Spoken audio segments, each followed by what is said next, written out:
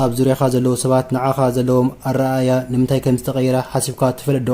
ስለምንታይ ህይወት ሓደ ግዜ ጸላም ሓደ ግዜ ድማ ብርሃን ትኸውን? መልሱ ኣብዚ ናይ ኣኽራናት ምስጢር ዘሎ። ሓደ እዋን ሓደ ኣቦ ንእሽቶ ወዲ ሒዙ ኣብቶም ነዋሕትን ጽቡቓትን ኣኽራናት ይጓዓዝ ነበረ። እቲ ቆልዓ ኣብቲ ኣኽራናት እንዳተፃወተ ከሎ ብሃን ደበት ኣብ ሓደ እምኒ ተዓንቂፉ ብርቱዕ ምግዳእ ተበፅሖ። ብቐንዛ ተደፊኡ ኢሉ እውን ዓው ኢሉ ጨደረ። በታ ሰዓትያ ካብቲ ዓሚቕ ኣኽራናት መቃልሕ ዝብል ተመሳሳሊ ድምፂ ተመሊሱ መጾ። እቲ ቆልዓ ሰንቢዱ ተገሪሙ ድማ ናብቲ በረኻ እንዳጠመተ መን ኢሉ ዓው ኢሉ ጨደረ።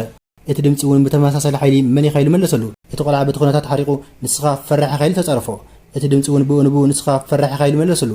እቲ ቆልዓ እንታይ ይፍጠር ኣሎ ስለዘይተረድኦ ናብ ኣቦ ጠሚቱ ኣቦ እንታይ ዝነገር መን እዩ ኣብዚ በረኻ ኮይኑ ዘላግፀለይ ዘሎ ብምባል ሓተቶ።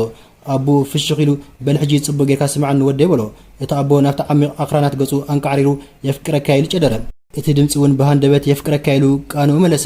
እቲ ኣቦ መሊሱ ንስኻ ብሉጽ ኢኻ በለ። እቲ ድምፂ እውን ንስኻ ብሉጽ ኢኻ ኢሉ መለሰሉ። እቲ ኣቦ ንወዱ ኣብ ኣፍ ልቡ ሓቒፉ ከም ዝበሎ ሰባት ነዚ መቃልሕ ይብልዎ ህይወትና እውን ልክዕ ከምዚያ ህይወት መስትያት ናይ ተግባራትካን ቃላትካን እያ። ካብ ሰባት ፍቕሪ እንተዳሊኻ ፍቕሪ ክትበለካ ክብርን ሰላምን እንተዳሊኻ ድማ ንሰባት ኣኽብር። እቲ ንዓለም እትህቦ ነገር ኩሉ ግዜ ብዕፅፊ ናባኻ ክምለስ እዩ።